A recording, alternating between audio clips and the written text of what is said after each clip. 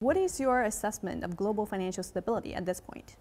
I think the measures that we took to increase the stability of the global financial system after the crisis of 2008 have stood the test of time. Because I think what we can see is that the core of the financial system, which is the role of the big, globally, systemically important banks, there has not really been a threat to their stability.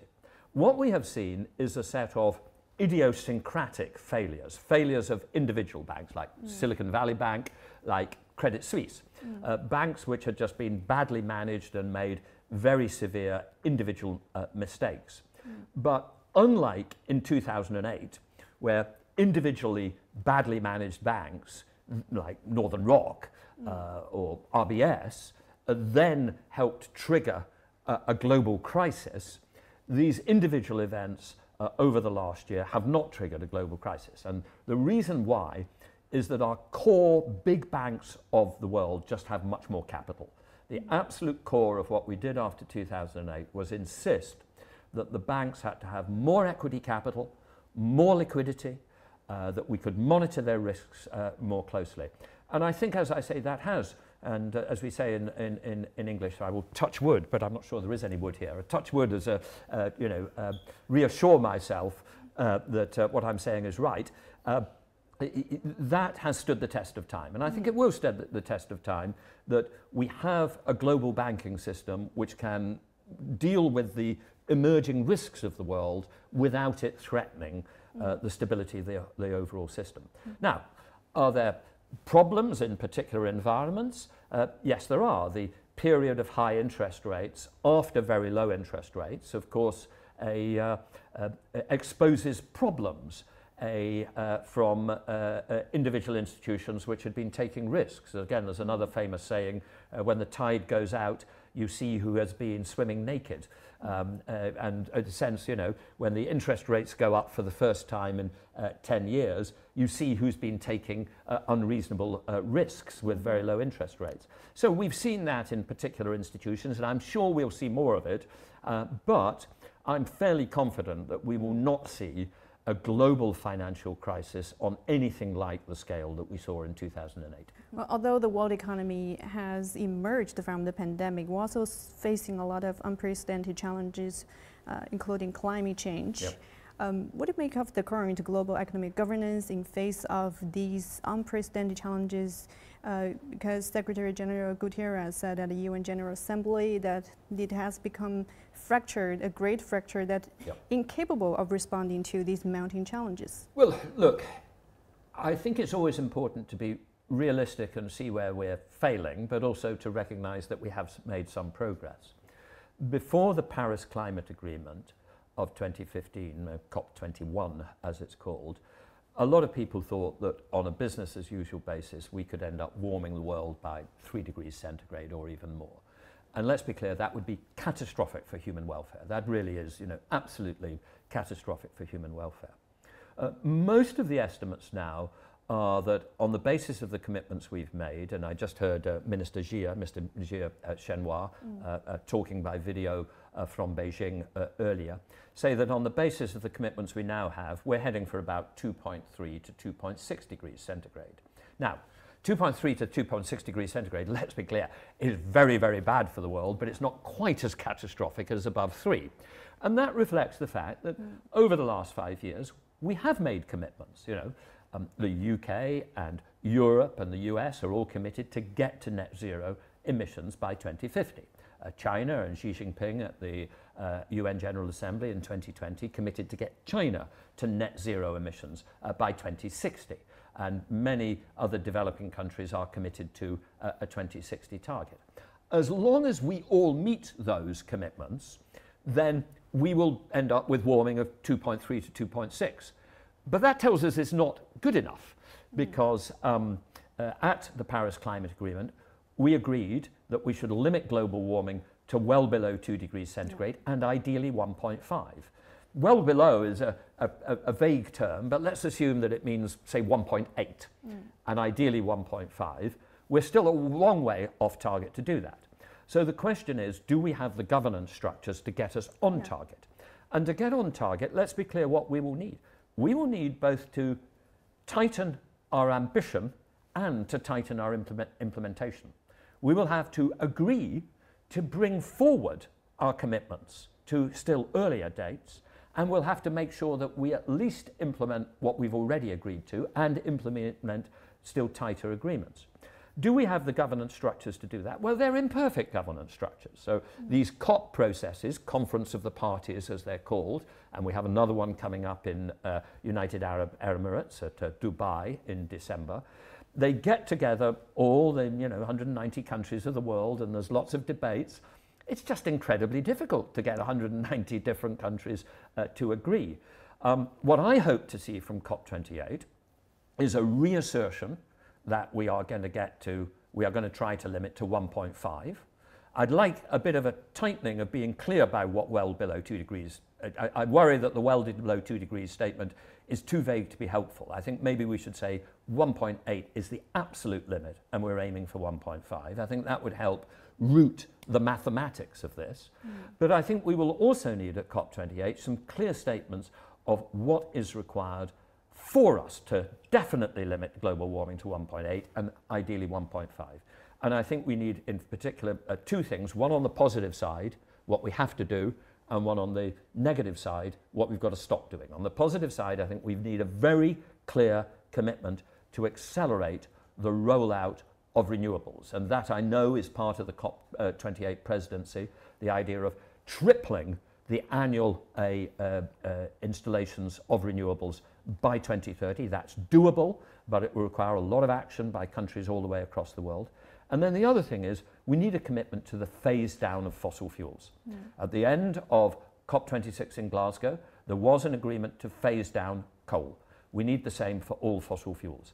There is absolutely no way that we will limit global warming to 1.8 degrees centigrade or even 1.5 unless we all begin to realize that not just coal, but oil and gas, we are going to have to use less of in 2030 and a lot less in 2040 and a great deal less in 2050. And we've got to start being honest with ourselves about the mathematics of this. We've got to commit. Now, I don't think we can do better at COP28 than a broad phase down, and maybe some people will think it's -10 and others will think it's -90%.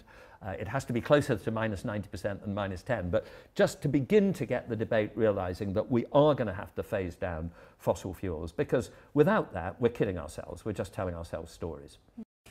What is your view on some government using industrial policies to encourage the development of the green industries and its impact on global trade? Look, we live in a world where we have to have policies to develop the technologies of the future. And broadly speaking, there are two categories of policies. There are carbon pricing policies, and there are categories of subsidy, right? You have a new technology, eventually it will be cheaper than the old dirty fossil fuel technology, but to begin with, in the early years, it is more expensive. So it needs a helping hand to get going. It needs a helping hand either of regulation or of subsidy. That has been true throughout the world of solar PV, that has been true of electric vehicles. That will be true of using hydrogen as the reduction agent in the steel sector rather than coking coal. Now, you can have a carbon price which says we are going to charge you for using the old dirty technology, or you can have subsidies and regulation, but you have to have a mix. Now, I believe that you should definitely have a carbon price, because if you don't have a carbon price, you're going to have to do more of the subsidies and regulation. Europe has a serious carbon price. It's the only major area of the world that does, and I would strongly encourage China to have a serious carbon price as well. China, frankly, at the moment is taking baby steps towards a carbon market, but I think it should accelerate that as fast as possible to have a serious carbon price with auctions for carbon emission permits, covering all the heavy sectors of the economy, and with a serious carbon price. In Europe now, all of our heavy industry expects that by 2030, it will have to pay a carbon price of $100 per ton of carbon that it emits. That really concentrates the attention of any cement company or chemicals company or steel company. And China should have the same as that. In America, there is bizarrely, for a free market economy, a complete unwillingness to accept this market instrument of a carbon price. So it is having to go down the subsidy route. Whenever you go down the subsidy route, and this is true both of China's policies and of America's policies, they're not completely different in this respect, you will have some other people saying, oh, but you're subsidizing, you know, that's unfair, right? Yeah. Like but EU we've got said. to balance here. We've got to balance here the absolute primary global necessity of dealing with climate change, right? So at one level, if China or America subsidize, you know, solar PV or electric vehicles, and if that means cheaper electric vehicles and cheaper solar PV, that's good for the world. So we've got to navigate this space. And I think the other thing to say is, what will happen now in the EU and the US? And I think China has to understand that it's legitimate. The EU and the US have got worried about the fact of how reliant they are on China for key technologies which are required for the transition to zero, in particular solar photovoltaics, batteries, EVs. And they're going to want to develop their own manufacturing capacity. And I think China has to accept that that is an objective. Because, of course, remember, what China did for the last 30 years was deliberately develop its manufacturing capability rather than rely on imports from the US or Europe.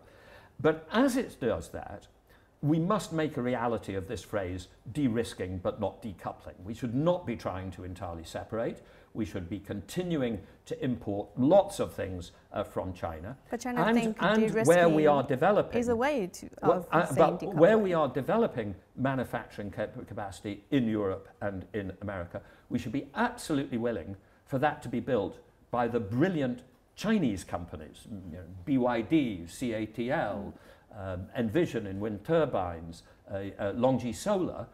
We should be willing to have them building those factories in Europe and the US and bringing their skills and their capabilities. Even if we want the location and some of the employment, we should be allowing a free flow of ideas and capabilities. Now, we will now have this EU inquiry into Chinese EV.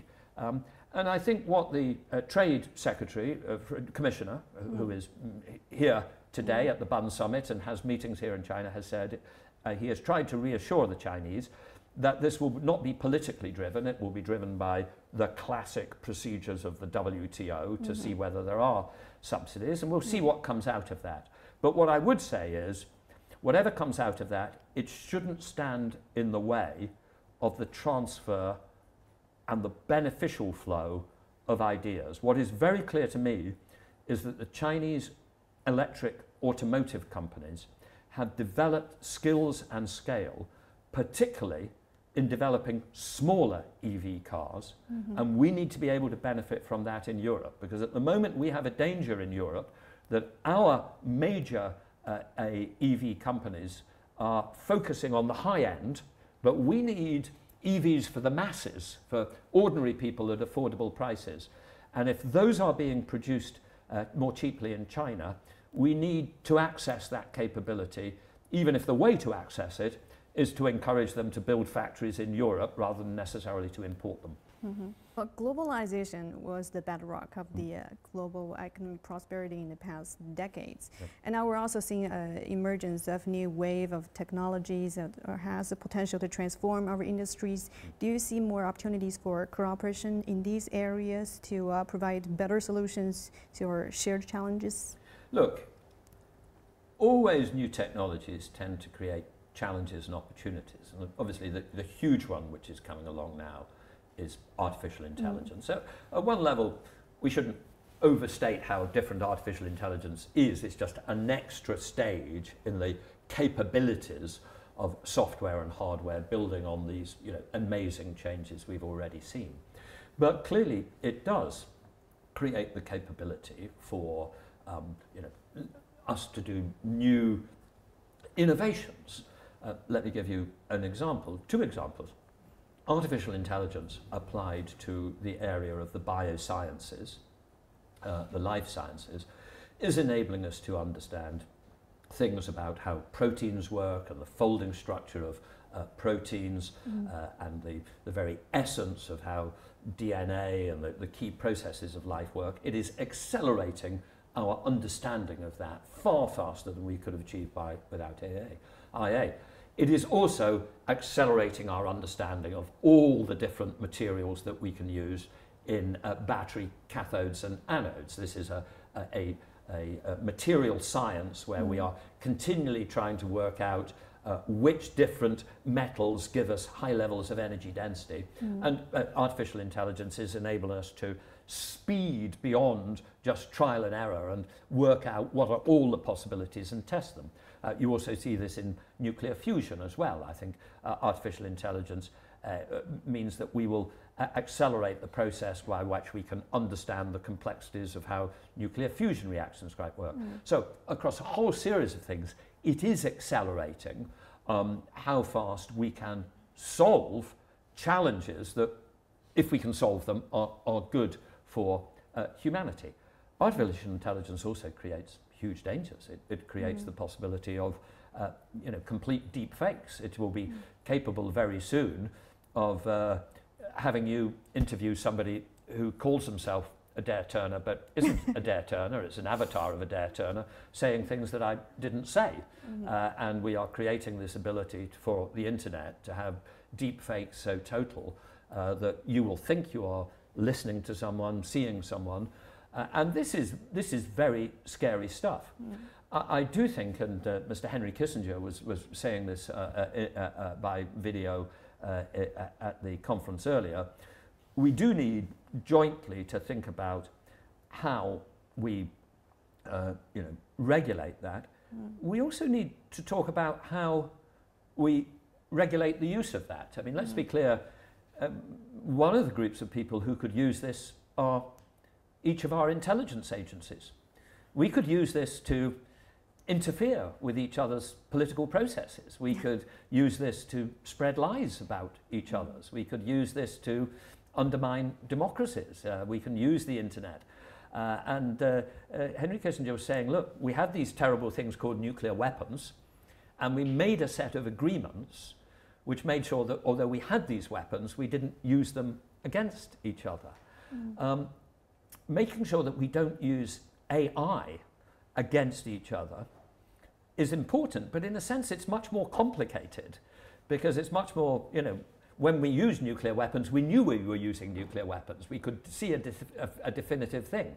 AI is, equally threatening to some of the welfare of the world, but more difficult to regulate it. But we need to regulate the private use of AI, and we need to agree enforceable global standards that we will not use AI against each other in the intelligence and security arena. So yes, there are areas where this is a huge new technology which we can deploy together to solve major problems of major opportunities in human welfare, but it also poses major threats to human welfare as well. And then, so that again raised the urgency for more global cooperation. Yeah.